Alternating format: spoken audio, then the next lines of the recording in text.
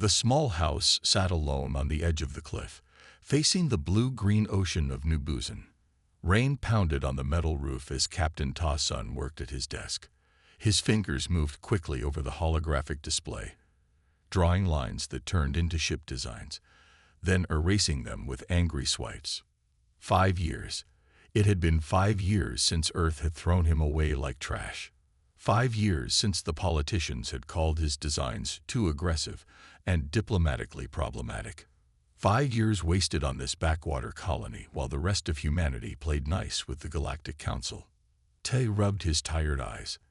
At 45, his black hair was starting to show gray at the temples. His once proud military posture had softened, but his mind remained sharp, filled with ideas the Council feared. The door chime broke his concentration. Visitors were rare on this part of New Buzan. "Security scan," Ta said to the house computer. The screen showed an older man in an Earth military uniform standing in the rain. Admiral June, his former teacher and mentor. Ta felt his heart rate spike. "Let him in." The door slid open. Admiral June stepped inside, water dripping from his formal uniform. Despite being nearly 70, he stood tall and straight, his face weathered but strong. "It's been a long time, Captain Sun," Jun said. "I'm not a captain anymore," Tay replied, not offering to take the Admiral's wet coat. The Council saw to that. June looked around the small house with its sparse furniture and walls covered in ship designs. "You're still working, I see." "Old habits." Ta crossed his arms. "Why are you here, Admiral?" "Earth made it clear they wanted nothing to do with me or my designs." June's face grew serious. "Things have changed. We need you back." Ta laughed without humor. "What changed? Did the Council finally admit humans deserve the same rights as the older species? The Krell are attacking our colonies." Tay's smile disappeared. The Krell Dominion, a militaristic empire on the Outer Rim, had always been hostile to human expansion. But open attacks, that was new. "How bad?" Tai asked. June pulled a small projector from his pocket and placed it on the table. It showed images of destroyed settlements, burned fields, and lines of human refugees. 3 outer colonies hit in the last month. Over 4,000 dead. Ta felt a cold anger rise in his chest. "And the Council? What do our mighty protectors say about this?" June's jaw tightened. The Eldar representatives claim there's insufficient evidence that the Krell are responsible. They suggest it might be space pirates, or even human separatists trying to force the Council into conflict with the Krell. That's ridiculous. The Krell ships have a distinctive energy signature. There's no way to mistake them. "We know that," Jum said. "But the Council is dominated by species that have been at peace for millennia. They don't want to risk a galactic war, even at the cost of human lives," Tai added bitterly. "Even so." Ta walked to the window, watching the rain hit the ocean. "Why come to me? Earth has plenty of ship designers who follow Council regulations." June stepped closer, because none of them ever designed something like the neural shock cascade system. Tay turned sharply. "That design was banned. The Council said it violated their core principle on consciousness manipulation. It was banned because it scared them," Jun said. "A weapon that could disable ships without destroying them, leaving evidence of attacks intact and crews alive but unconscious. It would change everything. And now you want me to build it?" Tai asked, his voice rising. "After Earth threw me out to keep the Council happy?" "Not Earth," Jun said quietly. "This is a black project. Officially, it doesn't exist." Tai stared at his old mentor. "You're asking me to break Council law." "I'm asking you to protect human lives," Jun replied. "We need the Thunderbolt, Ta. We need your ship." Before Tai could answer, the door chimed again. This time, the security scan showed a young woman in a lieutenant's uniform. "Who's that?" Tai asked. "Your new tactical officer, if you accept the mission. Lieutenant Ji-yoon. Top of her class in ship combat systems. She'll help you build the systems for the Thunderbolt." I didn't agree yet, Ta protested. Jun simply nodded at the door. Let her in. Hear what she has to say. Ta hesitated, then gave the command. The door opened, and Lieutenant Ji-yoon stepped inside. She was shorter than Tae expected, maybe 25 years old, with determined eyes and a serious expression. She saluted crisply. Captain Sun, she said. It's an honor to meet you, sir. Not a captain, Tae corrected automatically. And I haven't agreed to anything. Ji-yoon glanced at Admiral Jun, whom nodded permission for her to speak freely. Sir, I was on Outpost 37 when the Krell attacked, she said. Her voice was steady, but Tai could hear the controlled emotion beneath it. I watched them destroy our defensive satellites in seconds. Their weapons cut through our shields like they weren't even there. She pulled up her sleeve, revealing a burn scar that ran from her wrist to her elbow. I got this pulling children from a burning school. The Krell targeted civilian areas first. Not military, not strategic, just people. Tai felt uncomfortable under her intense gaze. The council did nothing. Ji-yoon continued. They sent observers 2 weeks later, took some pictures, filed a report questioning if it was really the Krell. Then they left. I'm sorry for what happened, Ta said, but one ship won't change council policy. It will if it's the right ship, Ji-yoon argued. Your neural shock system would let us capture Krell ships intact, with crews alive. Real, living proof the council couldn't ignore. Ta looked from Ji-yoon to Jun, and back again. You've both thought this through. For months, Jun admitted. We have a hidden construction facility in the Ta City asteroid belt. Resources, workers, everything you need. All off the books. And when the council finds out, they will, eventually. By then, we'll have proof of Krell aggression, Ji-yoon said. They'll have to act. Or we'll have a ship that can actually defend our colonies, council approval or not, Jun added. Ta walked back to his desk and pulled up the original Thunderbolt designs, the ones that had cost him his career. The neural shock cascade had been his greatest achievement, a system that could overwhelm organic nervous systems at range, rendering crews unconscious without permanent harm. No more destroyed ships, no more dead sailors, just clean, humane victories. And the council had banned it because it gave humanity an edge. If I do this, Ta said slowly, I want complete control of the design. No compromises for political reasons. Agreed, Jun said quickly. This is about survival, not politics. And I pick my own team, not just council loyalists. Lieutenant Yoon has already selected candidates, Jun assured him. All people who understand what's at stake. Ta looked at Ji-yoon. Her eyes were steady, determined. She had seen the Krell firsthand. This wasn't theoretical for her. When do we leave? Tai asked finally. The transport ship is waiting at the local port, Jun said. We can be at the facility in 3 days. Ta looked around at his small house, at the designs on the walls. 5 years of work that would never see the light of day. Then he thought of the images Jun had shown. Burning colonies, refugees, children. I'll need an hour to pack, he said. As Jun and Ji-yoon stepped outside to wait, Ta gathered his personal design databases and a few belongings. His mind was already racing with improvements to the Thunderbolt design. The neural shock system would need refinements. The power distribution would be tricky. For the first time in 5 years, he felt alive again. Needed again. At the doorway, he paused and looked back at his exile home one last time. Time to show them what humans are capable of, he whispered, then stepped out into the rain. 6 months passed quickly at the secret base, hidden deep in the Ta City asteroid belt. The facility was built inside a massive asteroid, its entrance hidden by holographic projectors that made it look like solid rock. Inside, hundreds of workers moved about like busy ants, building the ship that would change everything. Ta-sun stood on the observation deck, looking down at the growing shape of the HFY Thunderbolt. The ship was unlike any other human vessel. Instead of the blocky, practical design of standard Earth ships, the Thunderbolt was sleek and smooth. Its hull gleamed with a strange, shifting metal that seemed to drink in the light. "Beautiful, isn't she?"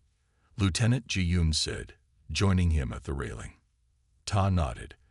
"The adaptive hull material is working better than I hoped.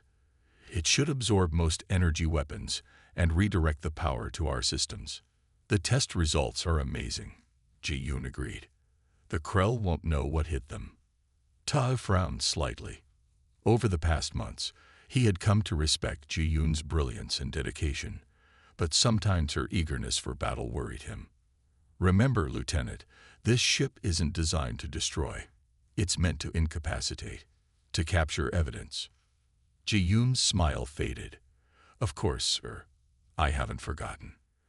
An alarm blared through the facility, making them both jump. "What's that?" Tai asked, reaching for a control panel. The main screen lit up with a security alert. A Council inspection ship had entered the Ta CD system and was requesting permission to conduct a routine inspection of human shipyards. "How did they find us?" Ji-yoon asked, her face pale. "They didn't," Admiral Jun said, hurrying onto the deck. "This is just bad luck. The Council does random inspections of all species shipbuilding facilities. We need to hide the Thunderbolt," Ta said urgently. "Already happening," Jun assured him. "We're moving it to the shadow dock behind the asteroid. The inspectors will only see our decoy facility with standard ships." Ta wasn't convinced. The neural shock system generates a unique energy signature, if their scanners are good enough. "We'll mask it," Ji-yoon interrupted. "I can reroute the test circuits through the asteroid's natural mineral deposits. It will look like background radiation." Ta nodded. "Do it. I'll go meet the inspector and keep them occupied." 3 hours later, Ta stood in the main docking bay, watching as the Council inspection ship landed. It was an elegant vessel, like most Council ships, with graceful lines and glowing blue engine ports. The hatch opened, and Inspector Han stepped out. Tai felt his stomach tighten. Han was human, one of the many who had embraced Council ways and ideals. These humans often tried harder than alien inspectors to prove their loyalty to Council rules. "Captain Sun," Han said, his voice cool. "This is unexpected. I thought you were retired." "Consulting work," Tae replied with a forced smile. "Admiral Jun asked me to help with some efficiency improvements to standard designs." Han raised an eyebrow. "I see. Well, I hope these improvements follow Council regulations." "Of course," Ta said. "Would you like a tour of our facility?" Han consulted his tablet. "Yes. I'll need to see all active construction bays, power generation facilities, and weapons testing areas." Tad led Han through the decoy facility. Everything here was legitimate, standard Earth defense cruisers being built to Council specifications. Nothing that could actually stop a Krell attack, but perfectly legal. "Your output seems high for such a small facility," Han commented as they walked. "We've made some workflow improvements," Ta said casually. "Nothing revolutionary, just better organization." Han stopped suddenly, holding up a small device that beeped softly. "I'm detecting unusual power fluctuations." Tae's heart raced, but he kept his face calm. "That's probably the new reactor test. We're trying a more efficient design for standard ships." "I'd like to see it," Han said. Before Tai could answer, an emergency alert sounded. Admiral Jun's voice came over the speakers. "All personnel, we have received word that the colony of New Jeju is under attack. This is not a drill. All defense personnel report to stations." Han's eyes widened. "The Krell." "We need to get to the command center," Ta said, genuinely concerned now. New Jeju was a major colony with over 50,000 people. In the command center, the main screen showed New Jeju under bombardment. Krell ships, easily identifiable by their red energy weapons, fired on civilian areas. Buildings crumbled. Defense batteries tried to respond but were quickly destroyed. "This is horrible," Han whispered, his official manner dropping away. Admiral June turned to Han. Will the Council act now, Inspector, or do they need more evidence? Han stared at the screen, his face ashen. I'll report this immediately. But, he hesitated, the Council fleet is at least 5 days from New Jeju. By then, everyone will be dead, Ji-yoon said, entering the command center. Her uniform was rumpled, and there was grease on her hands from working on the Thunderbolt systems. What can we do? Han asked, looking around helplessly. Tae and June exchanged looks. This was not how they had planned to reveal the Thunderbolt, but the timing left no choice. We have a ship, Ta said slowly. An experimental vessel that might be able to help. Han's eyes narrowed. What kind of ship? The kind the Council banned, Ji-yoon said bluntly. But right now, it's the only hope New Jeju has. Han looked back at the screen, where the colony continued to burn. His duty as a Council inspector warred with his humanity. I didn't see anything, he said finally. Just get those people help. The next 12 hours were a blur of activity. The Thunderbolt wasn't fully complete, but its main systems were operational.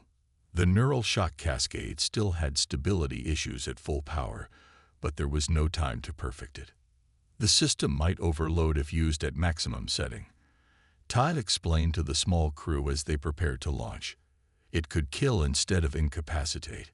Better than letting the Krell kill everyone on New Jeju, Ji-yoon said, checking her tactical station. Ta frowned. That's not the point of this ship, Lieutenant. If we kill the Krell crews, we're no better than they are. We lose the moral high ground with the Council. With respect, sir, moral high ground won't save those colonists, Ji-yoon argued. Admiral June interrupted them. We stick to the plan. Captain Sun, you'll command the Thunderbolt for this mission. Lieutenant Yoon will handle tactical. Keep the neural shock below maximum power. Capture, don't kill. Ta nodded, settling into the captain's chair. It felt strange to be back in command after 5 years, but also right somehow. The Thunderbolt rose from its hidden dock. The ship hummed with power, its systems responding instantly to the crew's commands. The adaptive hull shimmered slightly, ready to absorb enemy fire. Setting course for New Jeju, the navigation officer announced. At maximum speed, we'll arrive in 18 hours. That's not fast enough, Ta said.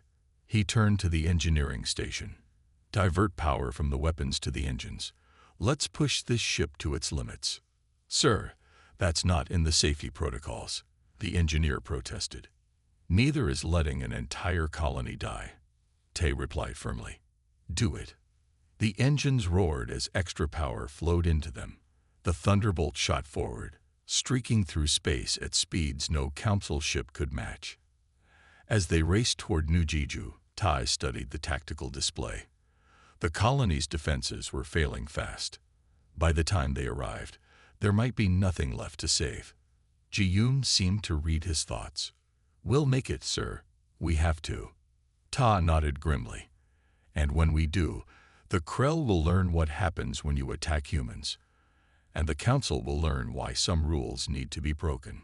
The Thunderbolt accelerated into the darkness, carrying with it the hopes of a colony and the future of humanity in the galaxy. The Thunderbolt dropped out of faster-than-light travel at the edge of the New Jeju system. On the main screen, the planet looked peaceful from a distance. Blue oceans, green land, white clouds. But as they drew closer, the devastation became clear. Smoke rose from the largest cities. Fires burned across farmlands. And in orbit, 12 Krell warships moved in a slow pattern, firing on the surface when defense systems tried to activate. Scan complete, Ji-yoon reported from the tactical station. Her voice was tight. 53% of major population centers hit. Colony defenses at 12% capacity. Approximately 20,000 survivors in the southern underground shelters. Tog gripped the arms of his captain's chair. And the Krell. 12 ships. 3 heavy cruisers, 7 destroyers, 2 support vessels. Ji-yoon looked up from her screen. They haven't seen us yet. Our stealth systems are working. Life signs on the Krell ships. Full crews, roughly 2,000 Krell warriors in total. Tay took a deep breath. The Thunderbolt was one ship against 12. In a normal battle, those would be impossible odds. But the Thunderbolt was not a normal ship. All stations, prepare for combat, Tay ordered. Engine room, divert power to the adaptive hull. Tactical, charge the neural shock cascade to 70%, no higher. Captain, Ji-Yoon protested, at 70%, we can't guarantee full incapacitation of all Krell ships.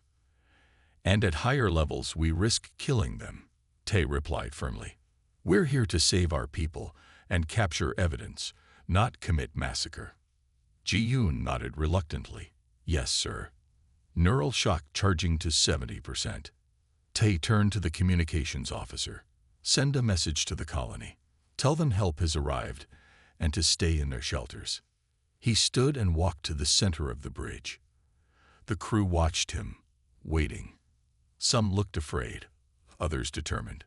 All knew that what they were about to do would change everything. We have one advantage, Ta told them. Surprise. The Krell don't know we're here, and they've never seen a ship like the Thunderbolt. We'll hit the support vessels first, then the destroyers, and finally the cruisers. The neural shock will need 30 seconds to recharge between firings, Ji-Yoon added. Then we'll have to be quick and careful, Ta said. Remember your training. Remember what we're fighting for. He returned to his chair. Take us in. The Thunderbolt moved silently toward the Krell fleet, its stealth systems hiding it from standard sensors. They were within range of the first support ship when a Krell destroyer suddenly changed course, turning toward them. They've seen us, the sensor officer called out. How? Ta demanded. Unknown, sir. Their sensors must be more advanced than we thought. The Krell destroyer fired, red energy beams streaking through space toward the Thunderbolt. Ta braced for impact, but instead of shaking from a hit, the bridge lights brightened as the adaptive hull absorbed the energy. Hull integrity at 100%, the engineering officer reported with amazement. Power reserves increasing from absorbed energy. Ji-Yoon laughed. It works. Their weapons are making us stronger. More Krell ships turned toward them now, all firing. The Thunderbolt shimmered as it absorbed beam after beam, its power levels climbing rapidly. We're at optimal range for the neural shock, Ji-Yoon reported. Target locked on the first support ship. Fire, Tad ordered. A pulse of blue-white energy shot from the Thunderbolt, invisible to normalize but clear on their tactical display. It hit the Krell support ship and spread across its hull like water. For a moment, nothing seemed to happen. Then the ship's lights flickered, and it began to drift. Neural patterns on the target ship are fading, Ji-Yoon reported. Crew life signs stable but inactive. It worked. One down, Ta said. Move to the next target. The Thunderbolt darted between the Krell ships, firing the neural shock at each one in turn. Some shots worked perfectly, leaving ships drifting with unconscious crews. Others had partial effects, with some systems still functioning. The Krell fired continuously, but each shot only made the Thunderbolt's adaptive hull stronger. After the seventh ship was disabled, the remaining Krell vessels began to retreat, their engines glowing brightly as they tried to escape. They're running, Ji-Yoon said. Should we pursue? Ta shook his head. No, we need to help the colony. Besides, we have 7 ships captured intact. That's more than enough evidence. Sir, the sensor officer interrupted. I'm detecting new ships entering the system. Council signatures. Ta felt his stomach tighten. How many? 5 ships. One is the Eldar flagship. The Eldar were the oldest and most influential species in the Council. Their flagship meant important officials were aboard, probably including Ambassador Min, the Council's chief diplomat. They're hailing us, the communications officer reported. Tai straightened his uniform. On screen, Ambassador Min appeared on the main display. The Eldar was tall and thin, with pale blue skin and large, dark eyes that seemed to see everything. Though Min looked calm, Ta could sense anger in those alien eyes. "Unidentified human vessel," Min said, "you are operating an illegal weapons system in Council space. Power down and prepare to be boarded." Ta stepped forward. "Ambassador Min, I am Captain Ta's son of the HESS Thunderbolt. We have just prevented the complete destruction of the New Jeju colony and captured 7 Krell warships with their crews intact. I suggest you examine those ships before making demands." Min's expression didn't change. "Captain Sun, your name is known to us. You were removed from service for proposing banned technology. It seems you built it anyway. To save lives," Tai countered. 20,000 colonists are alive because of this ship, and now you have living Krell warriors who can explain why they attacked a peaceful human colony. "The technology your ship uses violates our most sacred principles," Min said. "No species should have power over another's consciousness. Yet you allowed the Krell to kill our people," Ji-yoon said, stepping into view. "Where were your sacred principles then?" Min seemed to notice her for the first time. "The Council must investigate all claims fully before taking action. Then investigate," Ta said, gesturing to the captured Krell ships on the tactical display. "They're right there. Their weapons are still hot from firing on civilians. Their computers contain their attack orders. Their crews will wake up in a few hours and can tell you themselves why they came here." A flicker of uncertainty crossed Min's alien face. This was not a situation the Council had faced before.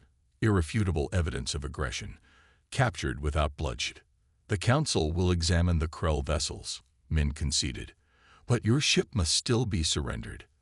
The neural shock technology cannot be allowed to exist."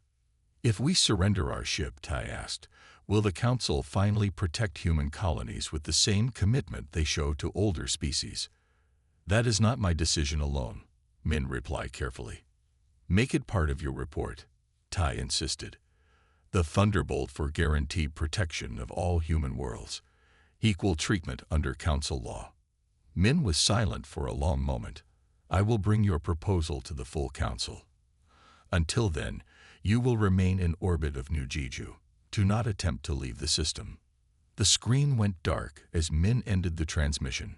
Ji-yoon turned to Ta, her eyes bright with victory. "We did it. We beat the Krell and forced the Council to listen." "Not yet," Ta cautioned. "The Council might still decide to punish us and ignore the evidence."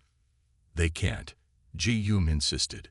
"Not with 7 Krell ships captured intact. Not with witnesses on the planet." She smiled. "The neural shock changed everything. They fear it because it gives us power." Ta looked out at the stars, watching as Council ships moved to secure the drifting Krell vessels. "They fear it because it changes the balance. For thousands of years, the older species have set the rules. Now humans have found a way to enforce those rules when the Council won't." "What do you think they'll do?" the first officer asked. "They'll ban the Thunderbolt," Ta said with certainty. "But in doing so, they'll have to address why we built it. And that conversation will change our place in the galaxy forever."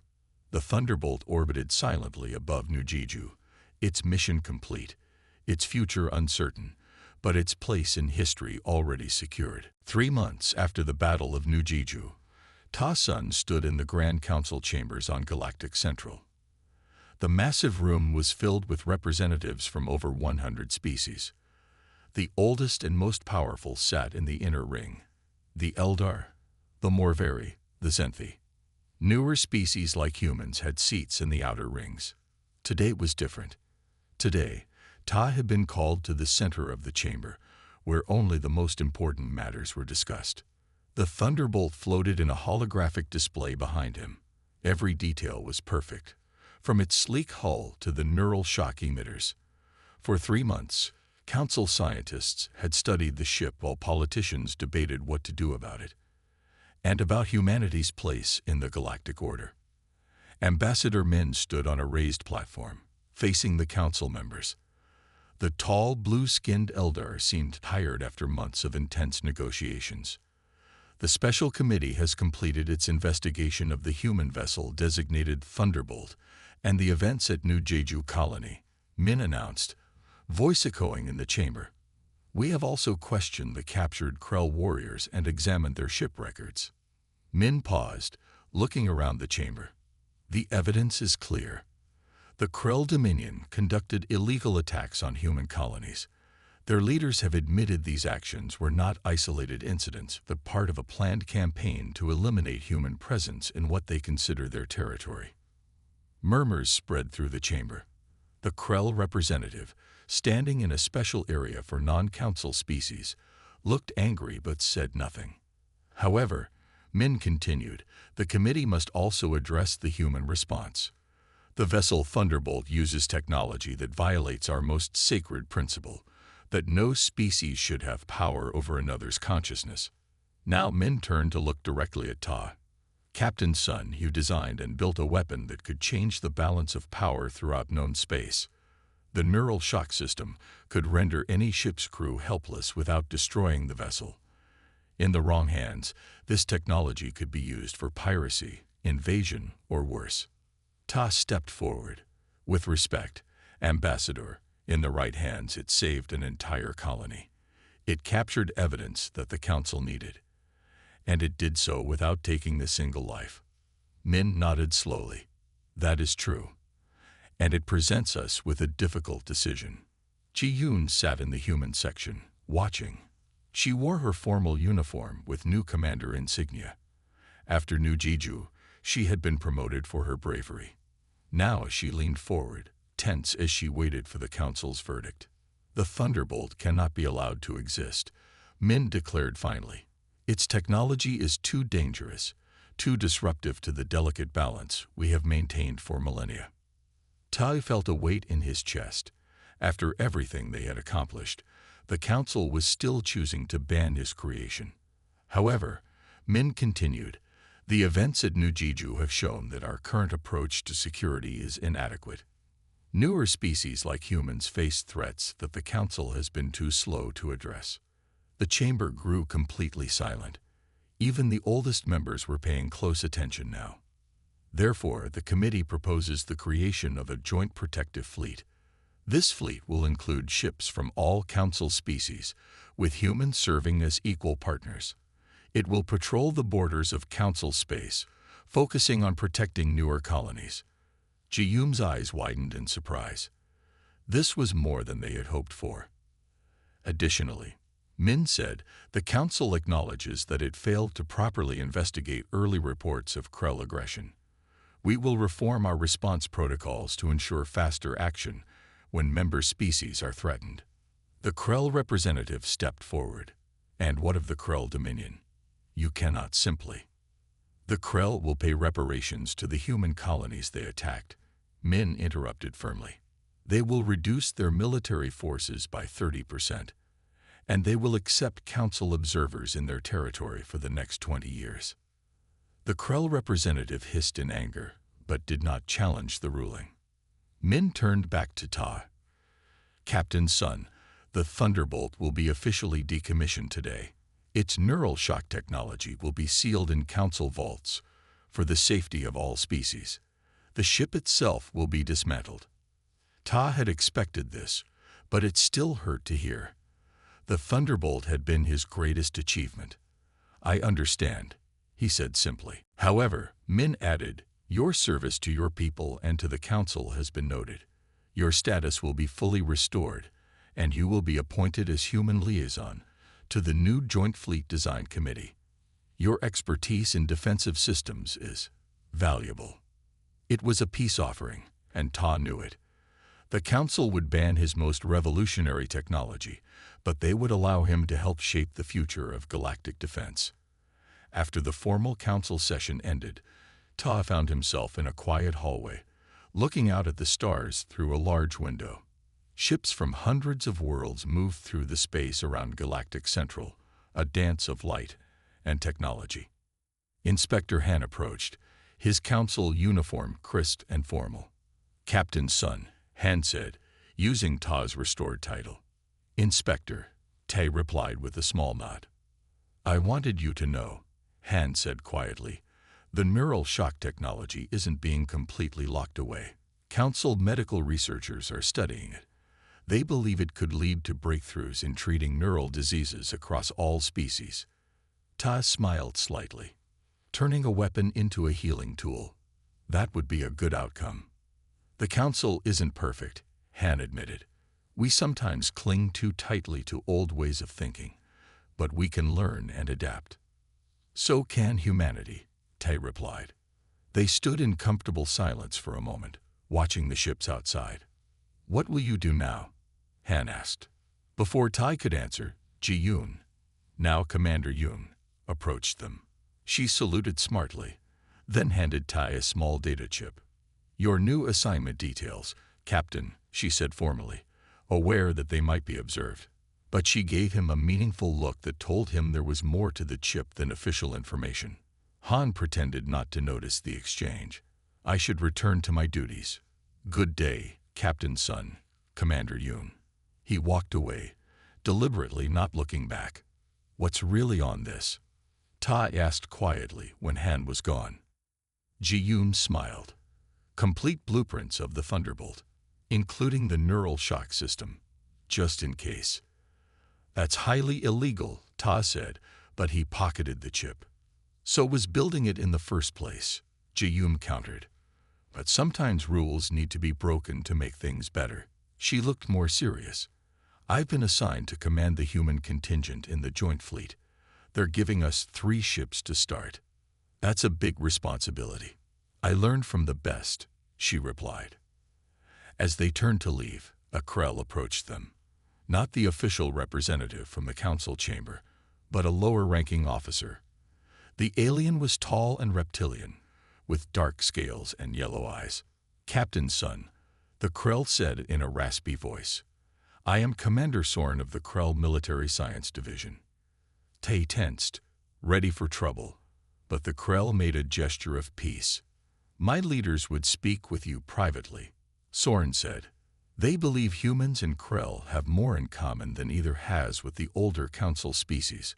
We are both warriors at heart. Both, limited by council restrictions. Your people attacked our colonies," Ji-yoon said coldly. "A mistake," Sorn replied. "One made from fear and misunderstanding. It need not define our future relationship." Tai studied the alien carefully. "Tell your leaders I'm not interested in alliances that undermine the council, but I am open to better understanding between our species." Sorn seemed satisfied with this answer. "The future is changing, Captain Sun. The old powers know it. That is why they fear your ship so much." With a small bow, the Krell departed. Ji-yoon watched Sorn leave. "Can we trust them?" "Probably not completely," Ta said. "But the galaxy is changing. New alliances will form. New technologies will emerge." He patted his pocket where the data chip rested. "And humanity will be ready." They walked together toward the human section of Galactic Central, where Admiral June waited to discuss their new assignments. Behind them, through the window, the stars continued their eternal dance, indifferent to the small creatures who built ships to travel between them. But those ships, and the minds that created them, were reshaping the galaxy one invention at a time. "We're just getting started," Ta whispered, more to himself than to Ji-yoon. And for the first time in years, he truly believed it.